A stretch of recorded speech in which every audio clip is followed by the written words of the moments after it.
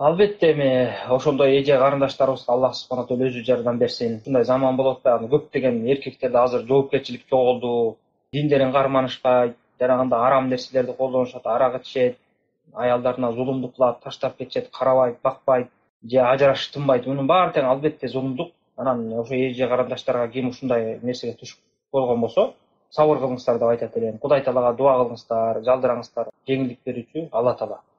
Анан билип коюңуздар, Аллах субхана таала сиздердин акыңыздарды сөзсүз түрдө кыяматта алып берет.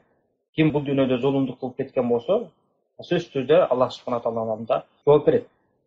Анан адам баласы бар колунан келген ишин кылып, Алла Таала дуа кылып, сабыр кылып чыдаган болсо, иншалла натыйжасы жакшы болот.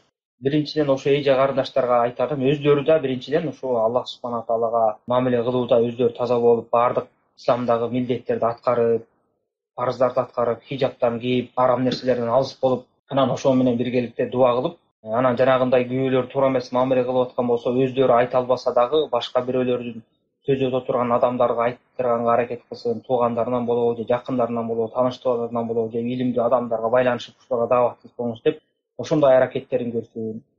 Такыр эле чечилбей аткан болсо, ошондой жанагындай илимдүү адамдарга барып, ошо өзүлөрүнүн үй бүлөлүк маселелерин көтөрүп, момундай акыбы болуп атат, биздин акыбызды бербей атат, же башыбызды бошотпай атасыз деп айтсын. Анан араны иншалла ошого жараша маселени карап көрөт, канчалык чындыгы бар, канчалык деңгээлде чын деп карап көрүп, таразылап көрүп, анан ошого жараша иш алып барышат. Анан ошентип баардык мүмкүнчүлүктөрдү, себептерди колгонго аракет кыла берсин. Сөзсүз түрдө Аллах субхана таала жардам берет. Аллаху алам.